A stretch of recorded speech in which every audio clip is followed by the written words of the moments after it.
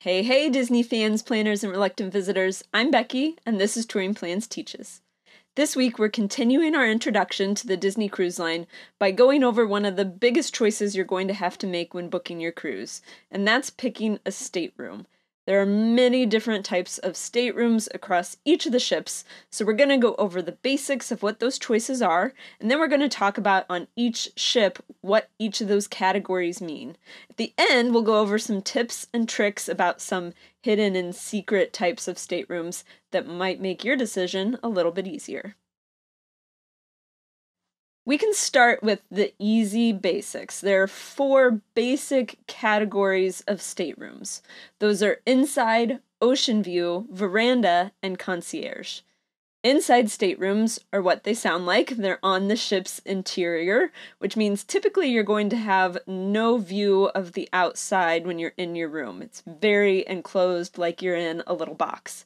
So little, in fact, that these staterooms average between 150 and 200 square feet on each of the ships. If you're cramming 3 or 4 people in there, it's going to be pretty tight. Then you have your ocean view rooms. These are going to be slightly larger, between 200 and 250 square feet, and you're typically going to have 1 or 2 portholes so that you can see the outside and get some natural light into your room. These can sleep up to 5 people, so once again, that can get pretty crowded at 250 square feet, but you're on a cruise, your stateroom's going to be crowded pretty much no matter what. Then our next category up are the veranda staterooms. Veranda staterooms are a little bit larger, 250 to 300 square feet. Once again, they can sleep from 3 to 5 people, and you have these sliding glass doors that take you to your own private balcony on the outside of your ship. So you have some of your own private outdoor space, and you get a lot of that natural light because of those sliding glass doors. Finally, if you really fancy, you can sail concierge. Concierge rooms are larger, they can sleep many more people depending on the type of room that you book, and you're going to have more space, more amenities, and that special concierge service that a lot of people are trying to seek out on these ships. Now, each of these 4 basic categories then breaks down into further subcategories, and this can get really complicated really quickly. So what we're going to do during this video is talk about the difference between each of these numbers. So if you're booking a stateroom on a cruise ship and you see category 10 or 11, that's going to be an inside stateroom. If you see a category 8 or 9, that's going to be one of those ocean view rooms, so you'll have a porthole, but not a veranda. If you see categories 4 through 7, that's a veranda room, and then categories 1 through 3 are concierge. If you've sailed Disney Cruise Line in the past, these concierge rooms typically had categories like R, S, T, and V, so thankfully Disney made things a little easier and converted everything to numbers. But we can go even one layer deeper, and after those numbers, you are going to find a letter. So if you have category 8 or 9, you could book a category 9A, 9B, 9C, all the way down to E sometimes. Typically, the closer you are to letter A, so a 9A, is going to tell you that your room is going to be in a more preferred location, typically. So those A letters are going to be on higher decks. They're going to be closer to midship. But really, and we'll talk about this later and even in future videos, you should book a stateroom based on what's important to you. So my family typically books B's or C's because we like being on a low deck. We like being on deck 2 because that helps me with seasickness. We have less movement down on those low decks. So it may be less preferred in general, more preferred for me. So letters are going to tell you not necessarily differences in stateroom, but differences in location. And one of the wonderful Touring Plans travel agents can help you understand those differences at the letter level much better than we'll be able to cover in this video.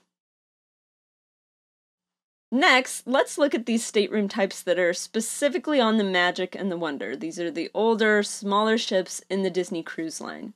And we're going to work our way from inside, least fancy, to concierge, the fanciest. You'll have your choice between 2 categories of inside staterooms on the Magic and the Wonder. Category 11 are your very, very basic, standard inside staterooms. If you upgrade to a category 10, so that's going to be a little bit more money, you'll get about 20 square feet of more space. That doesn't sound like a lot, but if the room is 150 square feet, that's a big percentage difference.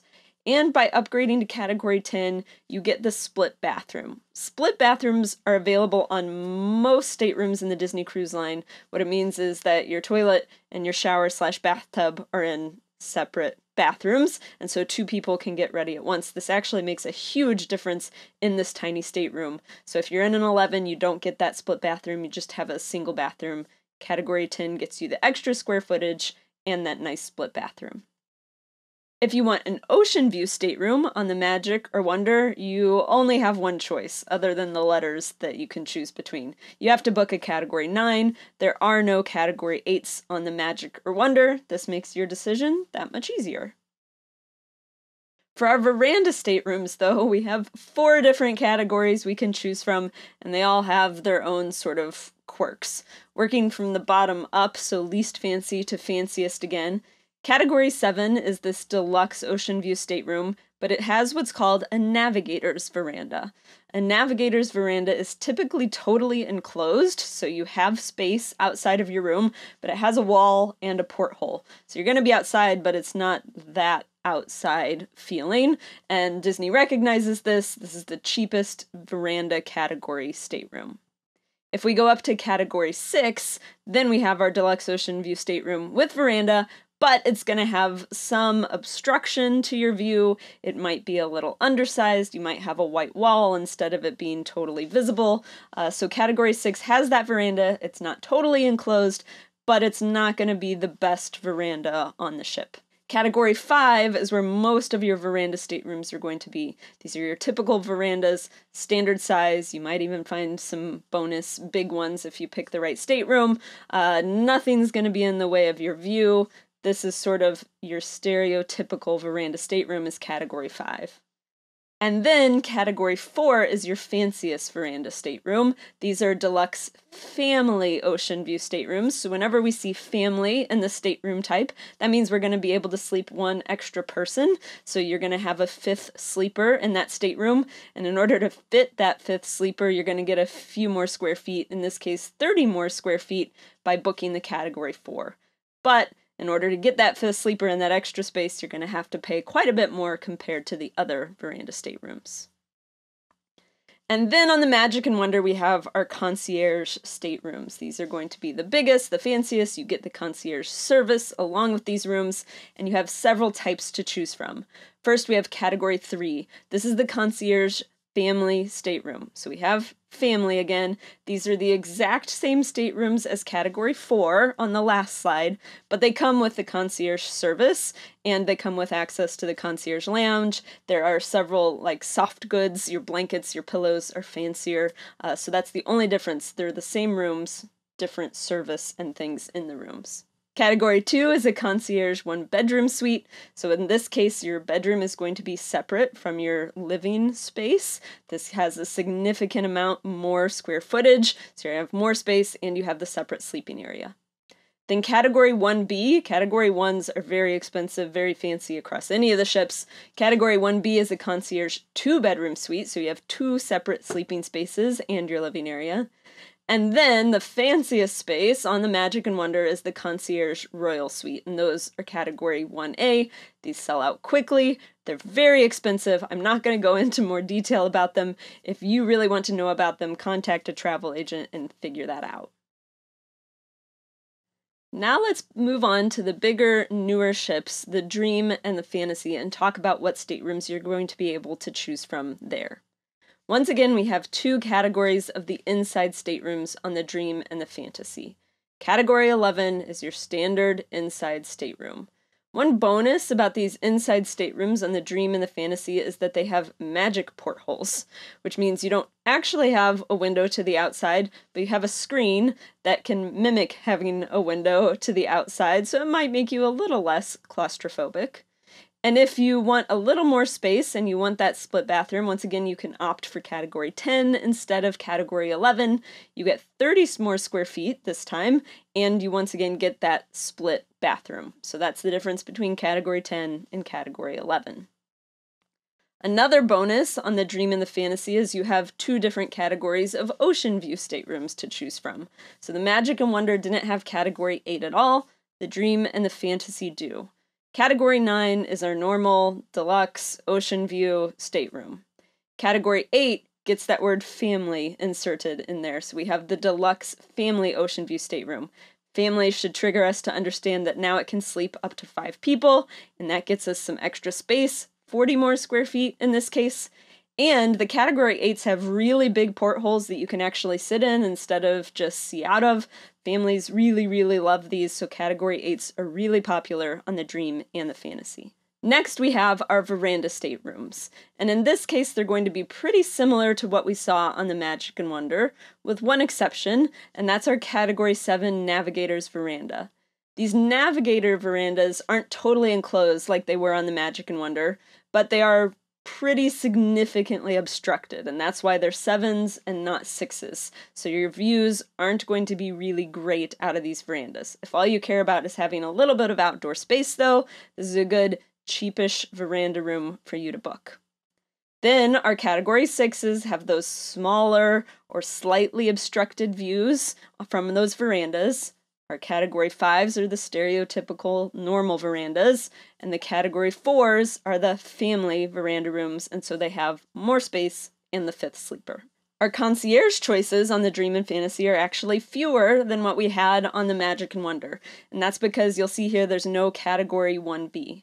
Our Category 3 is exactly the same as it was on the Magic and Wonder. It's those Category 4 staterooms, but with the concierge service and access. Category 2 is still the 1-bedroom suite, with the additional sleeping area that's separate from the living area. There's no 1B, you don't get a 2-bedroom suite on the Dream or the Fantasy. Instead, if you want all that space, you have to upgrade all the way to Category 1A and get one of those royal suites. And then finally, we're going to talk about the Disney Wish. This is the newest ship in the Disney Cruise Line, and it does its staterooms a little bit differently in general. Many more concierge choices, so we'll see that. That comes at the expense of the inside stateroom choices. So if you want an inside stateroom on the Disney Wish, your only option is Category 11. We don't get those nice Category 10s that have a little bit more space and the split bathroom. So if you're going for an inside stateroom, you're really choosing the budget option, which, by the way, is totally an okay choice. Then we have our Oceanview Staterooms, and just like on the Dream and the Fantasy, we now get to choose again between Category 9, which are those regular Oceanview Staterooms, and Category 8, which are the family Oceanview Staterooms that have a little bit more space and the 5th sleeper, plus the larger portholes with the seating inside of them. Our Verandah Staterooms on the Wish are most similar to the Verandah Staterooms on the Magic and Wonder, and that's because Category 7, those Navigator verandas, are once again pretty much totally enclosed with a porthole so that you can see out. So you'll have some outdoor space, but it's not just an obstructed view like the Dream and the Fantasy, it is an enclosed space. Category 6 are those obstructed views, or they're smaller verandas outside of your room. Category 5 is your normal veranda, and then Category 4 are your family veranda rooms with the 5th sleeper and the additional space. Here's where the Wish is really different than any of the other ships. It has many, many, many more concierge rooms. They did this on purpose on these newer ships because there is a high level of demand for concierge staterooms on Disney cruises. We have Category 3. Again, these are our concierge family staterooms. Category 3 now has 2 options, unlike it did in the past on the older ships. Category 3A has a veranda, so these are concierge family veranda staterooms. Category 3B doesn't even have a veranda. These are still concierge, but they're Oceanview staterooms. They have no veranda. So you're still going to have family, that means 5th sleeper in either of these, but 3A has a veranda, 3B is just Oceanview with a porthole. Both concierge level, though. Category 2 is the 1-bedroom suite. This is the same Category 2 that we saw in the Dream and the Fantasy and the Magic and Wonder. 1-bedroom suite, separate sleeping space. But now we have lots of Category 1s to choose from, so Disney's giving you lots of options to part with all of your money. The first, and least fancy, is Category 1C. That's a one-story royal suite. So on a lot of the other ships, the royal suite was the top option. Now your one-story royal suite is just the third best option on the Disney Wish. Category 1B gets you a two-story royal suite, so you're going to have more space to spread out, your own internal staircase. These sleep a lot of people, they have a lot of space, very fancy soft goods, pillows, blankets, etc. Fancy rooms. But above and beyond that, a Category 1A on the Disney Wish is the Concierge Tower Suite. There is only one of these on the entire Disney Cruise Line, and it's on the Wish, and you can find it inside one of the funnels on the top deck of the ship. And so you have multiple stories in this suite, and it is in that funnel. So it's a little bit interesting shaped. You actually don't get a veranda because you're in the funnel, so there's no place to build that nice patio outside of your room, but you have excellent views. This suite obviously is wildly expensive. It can go up to $100,000 for a single cruise, but also a very, very incredibly nice splurge if that's what you want to do on your Disney cruise. Now we've made it through all of those numbered categories on all of the ships, and I want to get down to some specific tips and tricks when you're deciding which stateroom to book. And we're not going to get all the way down to specific staterooms generally. That's what a travel agent will help you do. Highly recommend them for Disney cruises. But we're going to talk about basics and things you want to look for if you're selecting your own stateroom. The first of those is location. You definitely want to look a deck above and a deck below the stateroom that you're picking. And that's because you really don't want to be right above or right below a nightclub or a theater. Typically, if you're above or below a restaurant, it's not as big of a deal. You tend to not be sleeping during those big meal times. But if you have a kid that naps midday and you don't want to be interrupted by any sort of lunch service, that's something to consider as well. So those loud spaces, try not to be directly above or below them. You typically won't be right beside them because those are entertainment decks.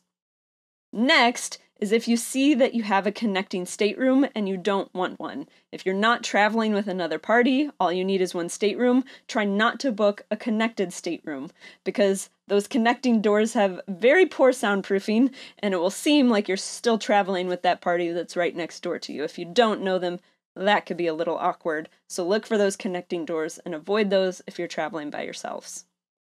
And then finally, you might want to book close to an elevator. That means less walking for you as you try to get to other decks. But keep in mind that those midship elevators are the most convenient, but that also means they're the most crowded. And so during busy times, like when everyone is going to the evening show or to dinner, those midship elevators are going to have waits. And so you might actually want to book closer to the aft or forward elevators so that you can use those with less of a wait during those busy times. Now we have some just between us friends types of tips, and we're going to go over these to help you choose better staterooms within each category. The first is that the Dream and the Fantasy, the way the ships are designed, they have a bump out on certain decks where it gets a little wider.